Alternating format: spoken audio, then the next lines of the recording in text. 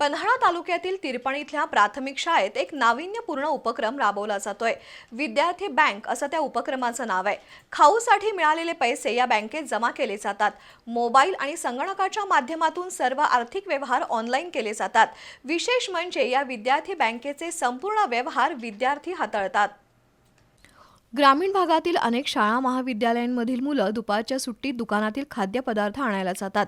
या त्यांच्या सवयीला पालकही तितके जबाबदार आहेत। पण या सगळ्या गोष्टीवर तिरपण इथल्या शाळेनं उत्तर शोधलंय। पन्हाळा तालुक्यातील तिरपण इथल्या प्राथमिक शाळेत विद्यार्थ्यांना बचतीची सवय लावली आहे। खाऊसाठी आणलेले पैसे जमा केले जातात, त्या पैशाच्या नोंदी ठेवल्या जातात। बँकिंग प्रक्रियेप्रमाणेच त्याचं काम चालतं। ही सगळी प्रक्रिया ऑनलाईन केली आहे, त्यामुळे विद्यार्थ्यांना डिजिटल बँकिंगचा अनुभव मिळत आहे। गेल्या 5 महिन्यात 35,000 रुपये या बचत बँकेमध्ये जमा झालेत। विद्यार्थ्यांनी जमा केलेल्या रकमेवर व्याज सुद्धा मिळणार आहे।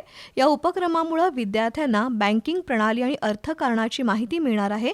या विद्यार्थी बँकेची चर्चा सर्वत्र सुरू आहे। बी न्यूजसाठी तिरपणहून किरण मस्कर।